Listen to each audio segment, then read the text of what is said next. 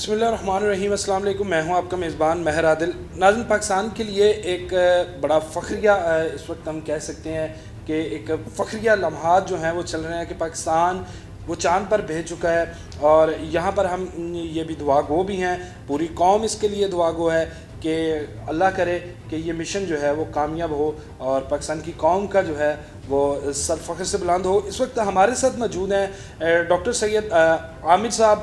ان سے جانیں گے کہ پاکستان کے اندر اسپیس سائنسز جو ہیں ان کی اہمیت کیا ہے اور ہم اتنا پیچھے کیوں ہیں، اور یہ مشن جو ہے مستقبل میں ہمارے لیے کتنا فائدہ مند ثابت ہوگا. سب سے پہلے شکریہ سر کہ آپ نے اپنے قیمتی وقت سے ہمیں ٹائم دیا.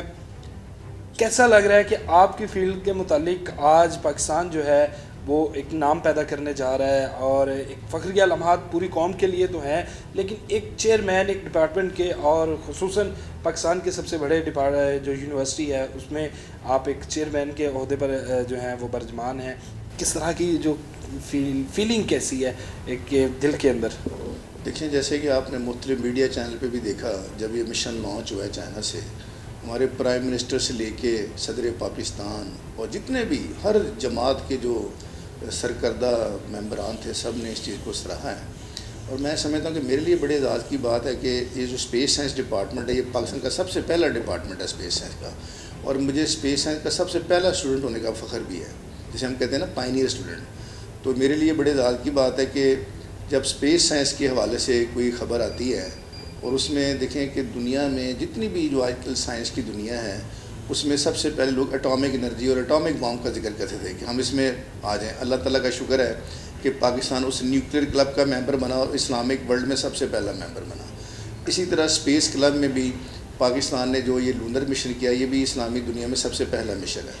تو ہمیں یہ بھی بڑے اعزاز کی بات ہے ہمارے ڈپارٹمنٹ کے لیے، کیونکہ یہ اولڈسٹ ڈپارٹمنٹ ہے اسپیس سائنس کا، کہ یہاں کے گریجویٹس جو ہیں وہ سپارکو میں، آئی ایس ٹی میں، پاکستان کی ہر بڑی منسٹری میں، ہر بڑے سرکاری ادارے میں ہمارے جو گریجویٹس ہیں وہ سرو کر رہے ہیں. اس وقت جو سپارکو کے چیئرمین ہیں ماشاءاللہ وہ بھی ہماری ڈپارٹمنٹ کے گریجویٹ ہیں. ماشاءاللہ. سر کتنے اسٹوڈنٹس جو ہیں اس مشن میں پنجاب یونیورسٹی کے، جنہیں آپ کہہ سکتے ہیں کہ خالصاً یہ ہمارا ایک پروڈکٹ تھی جو آج اس مشن کے اندر پہلا مشن چاند پہ گیا، تو اس میں انہوں نے اپنا جو ہے وہ اپنی خدمات دی. ہاں، اس میں آپ دیکھیں کہ یہ بیسیکلی ہے ہی اسٹوڈنٹ پرووائڈ. سپارکو نے یہ کہا تھا مختلف یونیورسٹیوں سے کہ جو اسٹوڈنٹس ہیں میکینیکل، الیکٹریکل، اسپیس سائنس کے جو اسپیس سائنٹسٹ ہیں وہ آئیں اور اس میں ایک ایسا نظام وضع کریں، ایسی لیبارٹری ایکسپیریمنٹس کو ترویج دیں کہ ہمارے جو اس سیکٹر میں، اسپیس کمیونٹی سیکٹر میں کام کرتے ہیں، ان کی حوصلہ افزائی ہو.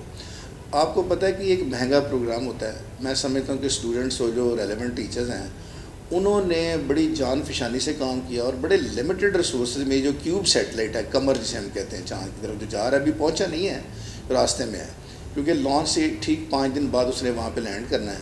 تو اس کے بعد پھر جو اس مشن کی سکسیس ہے، جو اس کی سکسیس سٹوری ہے، وہ آپ لوگوں کے سامنے ہوگی.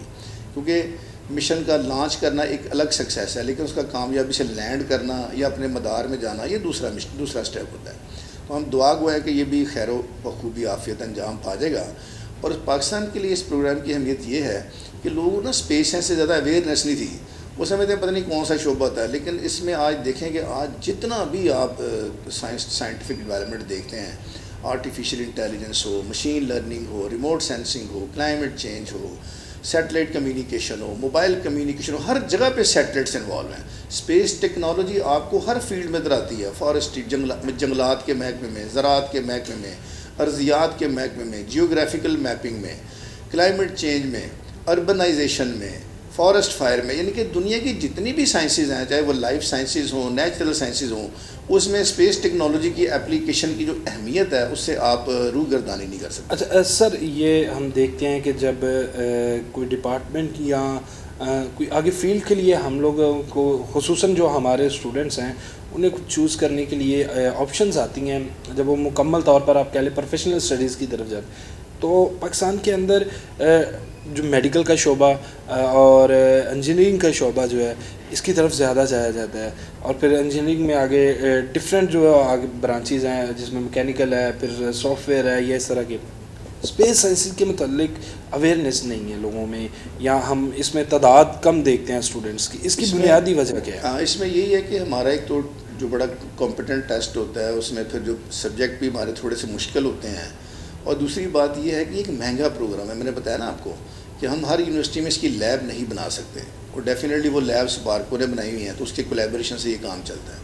دوسری اس میں بات یہ ہے کہ میکینیکل, الیکٹریکل یا دوسرے جو انجینئرز ہیں, لائف سائنٹسٹ ہیں یا بایو سائنٹسٹ ہیں, ان کی اپنی اہمیت ہے ان کے فیلڈ کی. لیکن ہم دیکھ رہے ہیں کہ پاکستان ایک بہت بڑا آبادی کے لحاظ سے چھٹا ملک ہے, اور ہمارے ریسورسز آپ کو پتہ اس کے حساب سے ہیں.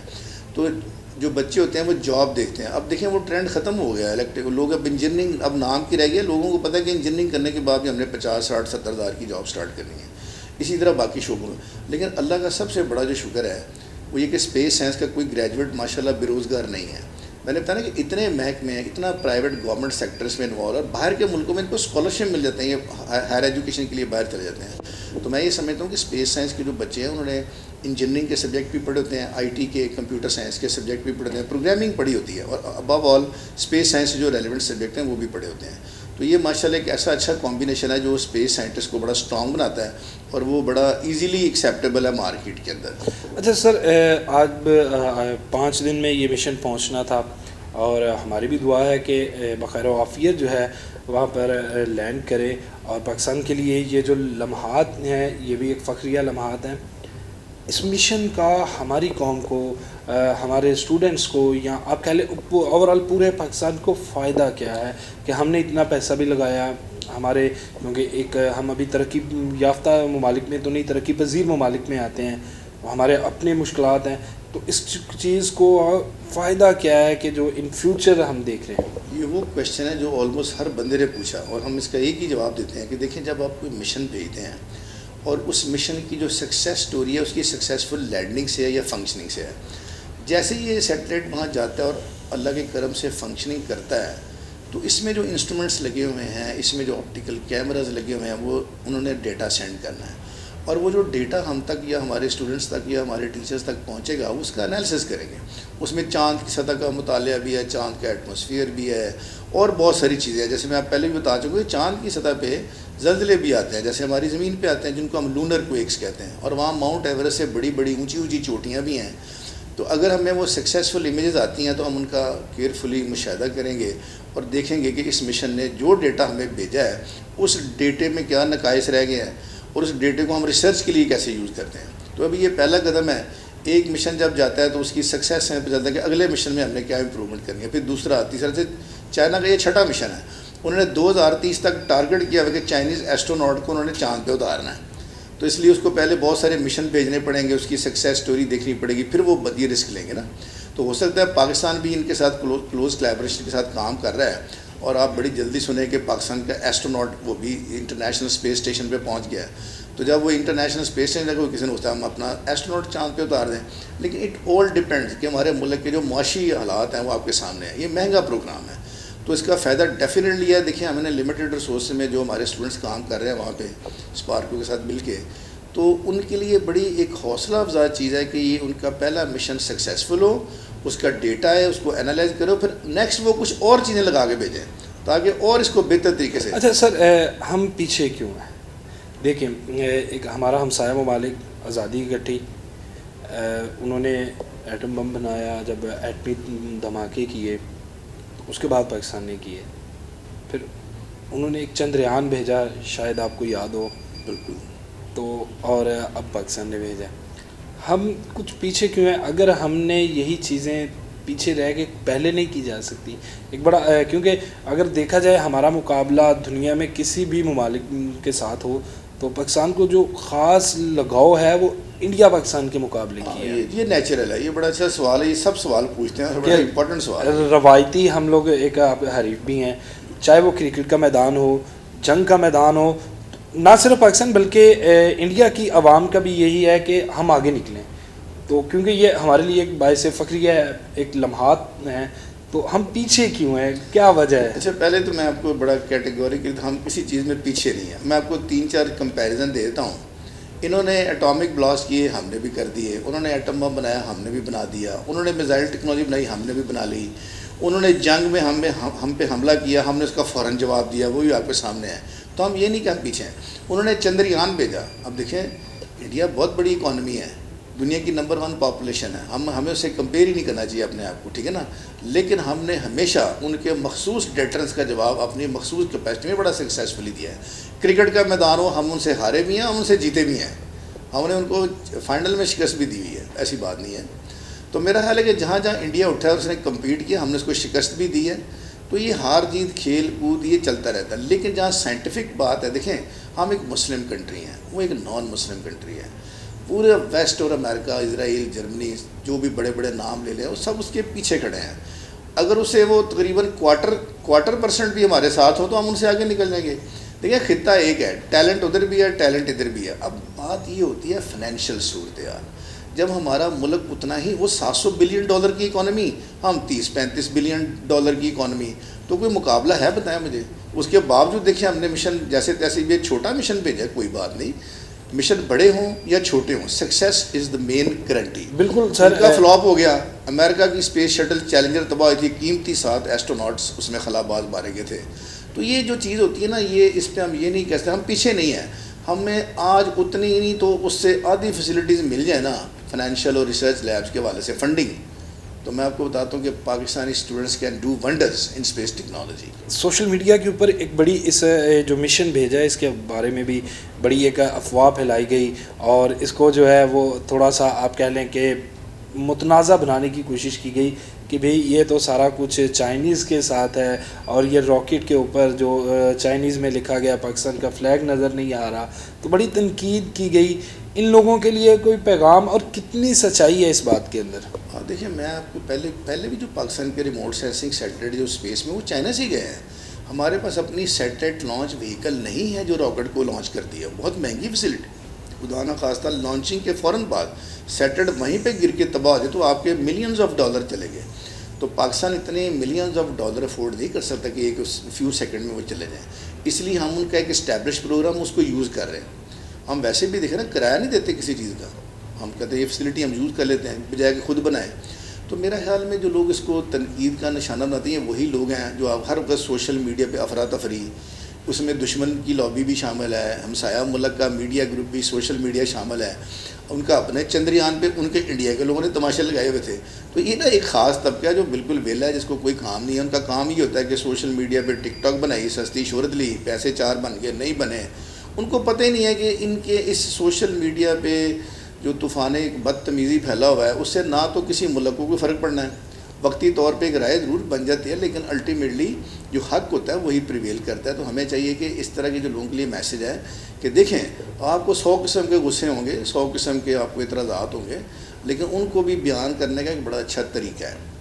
جب ہم اپنے ہی ملک کے خلاف چڑھ دوڑیں گے تو ہم کیا میسیج دے رہے ہیں دوسروں کے لیے بھی ہم راستے انٹرنیشنل. تو یہ جو بندہ ان کو ابھی آزادی کی میرا خیال نعمت سمجھ ہی نہیں آئی ہے. جس دن ان کو آزادی کی نعمت سمجھ آ جائے گی نا کہ ان کے بچے کس طرح کے انوائرمنٹ میں رہیں, تو یہ کبھی اس طرح کا میسیج نہیں کریں گے.